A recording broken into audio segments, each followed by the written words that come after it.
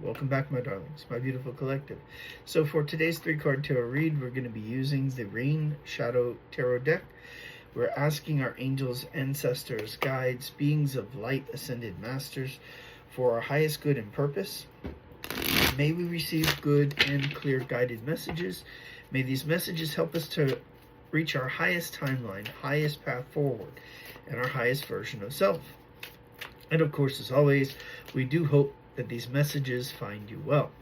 Let's also take a moment to remind you that tarot services are available via the link in my bio, should you feel called to explore the energy that you find in a collective read, such as one of these, or if you'd simply like to take the opportunity to explore the energy that's very specific and unique to your own set of circumstances. I invite you to click on the link in my bio. It takes you over to my link tree. There you can access a list of the tarot services offered, as well as the methods of payment.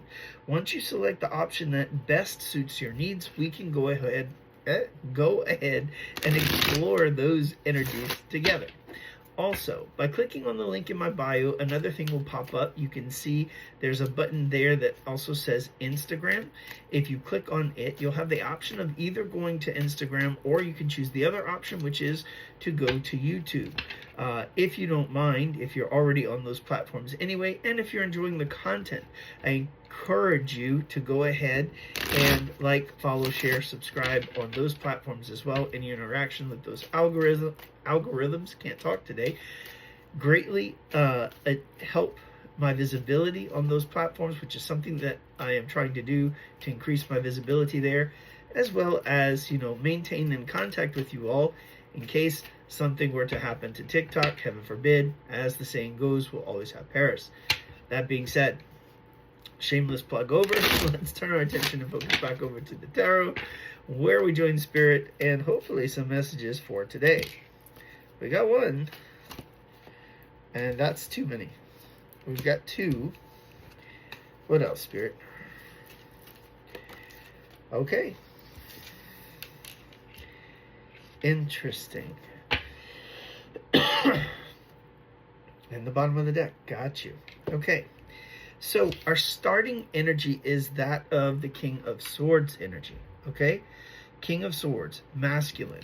Air sign energy, does not have to be sun, could be moon or rising or another prominent chart placement. What we're talking about, though, is can be like Gemini, Libra, or Aquarius, if it is air placement, or it could be someone embodying those characteristics. Excuse me. What are the characteristics of the King of Swords? Well, King of Swords is someone who's very logical minded. My nose is tickling all of a sudden. In our, I think, native culture, when your nose is tickling, it's like someone wants to kiss you, or at least, or something. I think the exact phrase is like a fool, to kiss a fool or something like that. Interesting. We were talking about intelligence, right? Divine masculine, that is wise or intelligent.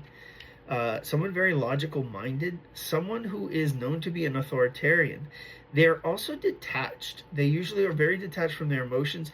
Of all the kings, they think the most, right? And so they feel with their heart the least. Doesn't mean that they don't have feelings. It's just they're more connected to their thoughts than they are their emotions. Also, qualities of the King of Swords, they typically are seen as someone who is very decisive. That's because I feel like internally they're actually quite indecisive. They're constantly in this state of analysis or thought. So their mind is racing 1,000 miles a minute, and they're always in this analysis and comparative mode, always looking to examine the facts, right? Or make observations, make these analyses. So because of that, because they've spent so much time already defining their beliefs, their thought patterns, they come off to others as very decisive. And it's because they've already engaged in that activity, unbeknownst to the other signs, right? So, next we have the Five of Wands. Five of Wands is about challenge. It's about competition. It's about strife and struggle. Okay, imagine like a friendly competition. It can be, but it could also be something, because I mean, the wands aren't gonna like kill you. They would bruise you, harm you, injure you. But typically, you're not going to see death via a wand, right?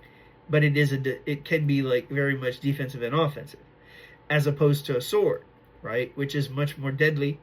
One wrong move, this is kind of like the swords are playing for keeps, right? Whereas the wands are playing for practice. So I feel like the wands, it's desire, it's passion, but it's also a bit more playful energy sometimes, not all the time. Sometimes it could just be a lot more tension, but keep in mind there's passion behind that. Whereas with the swords, it's a bit more coldness, it's a bit more thought, it's a bit more intentional, and it's again a bit more deadly because you're playing for keeps with that one. The next card that we have in our set is the Chariot. So the Chariot is about victory or success. So we have this divine masculine energy, like I said earlier, someone who is seen as an authority figure. But also, I forgot to mention with the King of Swords, it can be about speaking one's truth, because the King of Swords is master of thought and of communication. So this King of Swords can communicate something, and usually they are truthful, almost to the point of like that bluntness being a weapon, being that sword. That bluntness can be piercing, right? I feel like it's also a sister sign, like for Sagittarius. Sagittarius has that bluntness there as well, and Virgo too. So it's some of these mutable signs who just like tells it like it is. So I digress. Let's go back to the Chariot. So what is coming forward? I feel like truth is coming forward. I feel like there's a bit of a challenge here about speaking the truth, but I feel like that struggle is part internal for this divine masculine, and also part burdensome, because I feel like there has been tension between the party that is speaking the truth and the party that is to receive it. Okay? The Chariot says that it's going to be done anyway. This is coming. This is success. This is victory. This truth, okay, is on the move. It is en route. So I feel like someone is going to communicate their feelings, their thoughts. The energy at the bottom of the deck says the Page of Swords. So Page of Swords is the energy of someone who has done a lot of like research or thought into this. It's analysis as well. Again, it's kind of like, but it can also be spying. So keep in mind, the swords are the raw element. The pages are communicator cards. So again, I feel like there is this truth, this communication of truth coming. This can be coming by, a form of distant communication such as phone or text, or it could be through social media. But it's almost giving someone is waiting for the right opportunity, the right moment. That is they're waiting to pounce. It gives that they have been studying their subject, the person that they intend to communicate with, and they have been studying themselves, researching what it is that they truly feel to be able to communicate truly and clearly. A bit of a long 3-card message today. Thank you for sticking with me up to this point, but it seems like there's a lot to unpack in just these 3 cards. Wishing that your manifestations burn bigger and brighter than you could possibly ask or imagine, and that they come in much sooner than you expect. Sending you all of the peace, love, and light that you can possibly imagine, hold, contain, and until next time.